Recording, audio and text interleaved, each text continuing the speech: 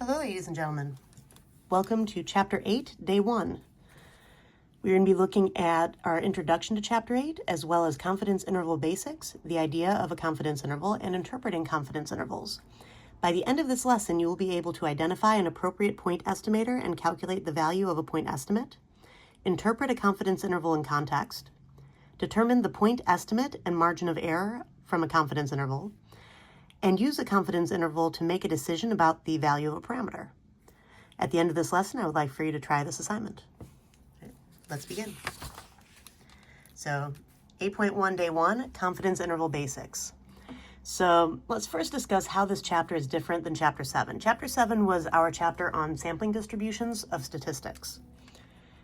In Chapter 7, we pretended to know the truth about a population and asked questions about what could happen in a sample. Now in Chapter 8, we start getting very real. Right? We rarely know the truth about a population. So we begin with information about a sample and ask questions about the population and try to determine information about it. The logic of confidence intervals is as follows. The distance from a sample proportion to the population proportion is the same as the distance from the population proportion to the sample proportion. In 95% of samples, a sample proportion will be within 2 standard deviations of the population proportion. This is based on the normal curve and the empirical rule, which is our 68, 95, 99.7 rule. 68% of all data within a normal curve falls within 1 standard deviation of the mean. 95% of all data within a normal curve falls within 2 standard deviations of the mean. And 99.7% of all data falls within 3 standard deviations of the mean, just as a review of the empirical rule. Now, the mean of the sampling distribution of p hat is the population proportion. That's why in 95% of samples, p hat will be within 2 standard deviations of the population proportion. Right? This means that in 95% of samples, the population proportion will be within 2 standard deviations of your sample proportion. Right? This is a very important concept that is kind of the foundation of why we create estimates with intervals. Right? Now, the following information can be read on pages 536 to 541. Right? Now, let's start with what is a point estimator, what is a point estimate, and why is it called a point estimate, and how confident should you be that a point estimate is correct, and how can we do better? So for our definition, for our first definition, a point estimator is a statistic like p hat or x bar that provides an estimate of a population parameter, such as the population proportion or the population mean. Our second definition for point estimate is that the value of that statistic from a sample is called the point estimate. Right? Now it's called that because it's a single point within the sampling distribution. Right? A statistic is called a point estimate because it represents a single point on a number line. Point estimates are almost always wrong. To be more confident, we use an interval of estimates, not just the point estimate.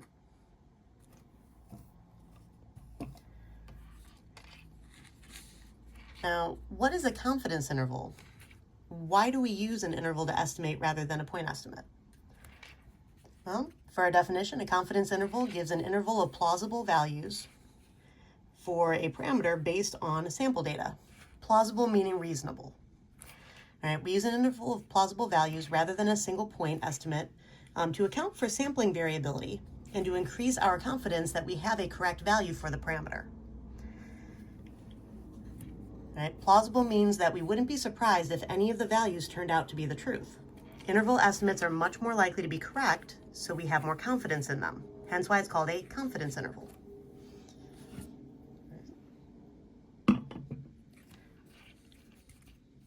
Now, what is a confidence level? Right, now, for our definition, the confidence level C gives the overall success rate of the method used to calculate the confidence interval. What this means is that the interval computed from the sample data will capture the true parameter value in C%, right, the confidence level, so C% of all possible samples when conditions for inference are met. So for example, about 95% of 95% confidence intervals will capture the true value when conditions are met. That means that 5% will fail. Now, how do we interpret a confidence interval? All right, now this is a sentence frame that we can use. So to interpret a C% confidence interval for an unknown parameter, we say the following. We are C% confident that the interval from, give me your lower bound to your upper bound. All right, this is always your lower bound, and this is always your upper bound. Captures or contains and then you have to write down your parameter in context. All right, we'll see this in action here soon. We are whatever percent confident that the interval from our lower bound to our upper bound captures or contains the true proportion of, and then identify it, or the true, or the population proportion, and then identify it. If we were talking about means, then we would have said the true mean. Now this chapter is all about proportions. We will get to the means in a later chapter. All right, let's take a look at the next page. All right, so with this in mind, what is the structure of a confidence interval? What is the margin of error? And why do we include the margin of error? All right, so to create an interval of plausible values for a parameter based on data from a sample, we need two components: a point estimate to use as the midpoint of the interval, and a margin of error to account for the sampling variability, meaning the variability inherent in any sample proportion when compared to the population proportion. All right, the structure of a confidence interval is as follows: point estimate plus and minus the margin of error. All right, we can visualize it like this. So the point estimate is here in the middle. And then we are adding the margin of error to get our upper bound, and we're subtracting the margin of error to get our lower bound, so that our boundary values are equidistant from our point estimate. All right, our point estimate is centered within our interval. All right, confidence intervals reported in the media are often presented as a point estimate and the margin of error. So they'll say something like 50 plus minus 3 points. Now, the definition of the margin of error. All right, the margin of error is an estimate of an estimate describes how far at most we expect the estimate to vary from the true population value. Now remember, the estimate is the statistic that we calculated from our sample data. So the margin of error is the margin of error of an estimate describes how far at most we expect that estimate, our sample proportion in this case, to vary from the true population value, the population proportion. So in a C% confidence interval, the distance between the point estimate and the true parameter value will be less than the margin of error in that same percent of all samples. Now, something to note, the standard deviation of the sampling distribution of a statistic measures the typical distance a statistic is from the parameter, while the margin of error measures the maximum distance that we can expect a sample statistic to vary from the parameter in about C% of samples. All right, so the standard deviation is used within this, but the margin of error is talking about maximum distance, not typical distance. Now we include the margin of error to account for sampling variability because different samples will give different point estimates. Right? Remember, this is not bias. Right? Nothing will account for bias. Right? We also include the margin of error to greatly increase our confidence in the estimate. Now, if you take a look at this cartoon that also appears in your textbook, it says, taking a look at tomorrow's weather, the high temperature will be between 40 below zero and 200 above. And Garfield's saying, this guy's never wrong. Just because an interval is more likely to contain or capture the true value doesn't necessarily make it useful. We have to balance usefulness with making sure that the interval is narrow enough to be useful, but wide enough to actually do its job. Right. And then let's take a look at an example. Right, so what proportion of American adults think it is okay to post spoilers about a new movie on social media within 48 hours of its release?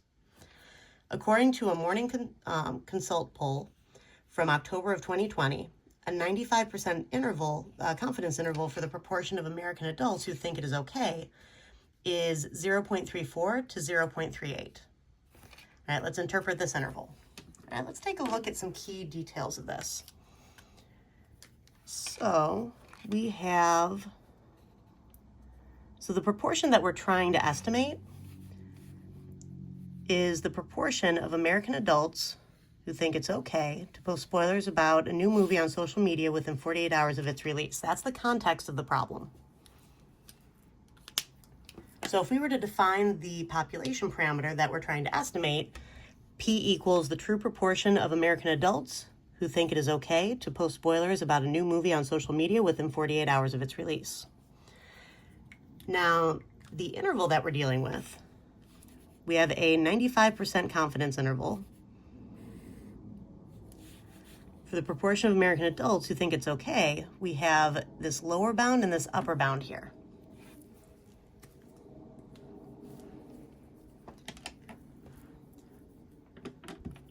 Now, when using our sentence frame for interpreting a confidence interval, we start off saying we are whatever percent for our confidence level. So we are blank percent confident that the interval from. So when I'm interpreting the interval in this problem, we are 95% confident, right, that the interval from 0.34 to 0.38 captures. Right, so I include my lower bound and my upper bound, captures. And then I have to identify my parameter in context. And your parameter is not only talking about the true proportion of what? Captures the true proportion of all American adults who think it is okay to post spoilers about a new movie on social media within 48 hours of its release. This part in green is almost word for word what I wrote here. I put the word true to identify that it's dealing with the population proportion rather than the sample proportion. I put the word all in front of American adults to identify that we're looking at the proportion of all of the American adults. That again refers to the population. And notice that I'm not writing this in past tense, I'm writing this in present tense. So who think it is okay to post spoilers. Fortunately, this was already written in present tense.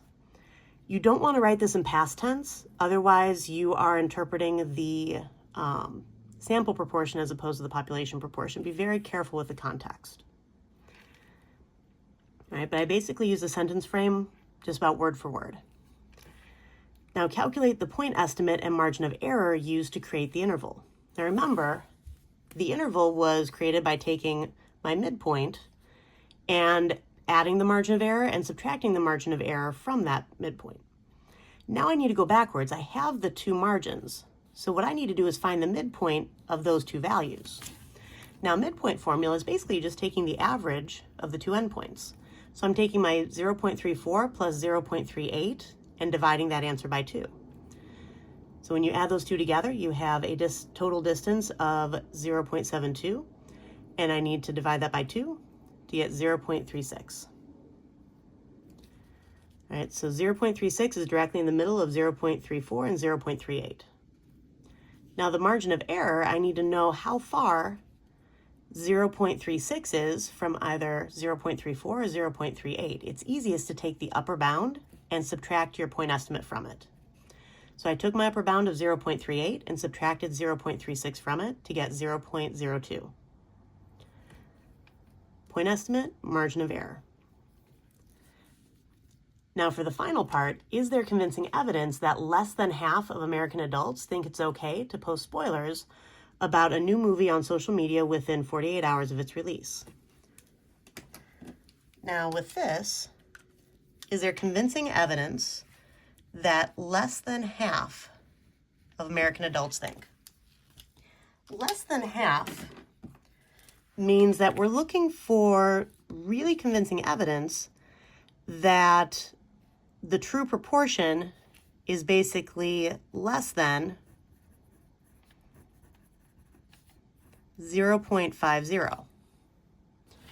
So let's evaluate that.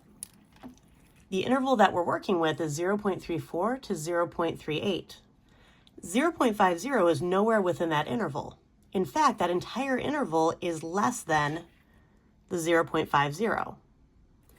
Therefore, because all of the plausible values of the population proportion are less than 0.50, the interval does provide convincing evidence that less than half, so less than 0.50, of American adults think it is okay to post spoilers about a new movie on social media within 48 hours of its release.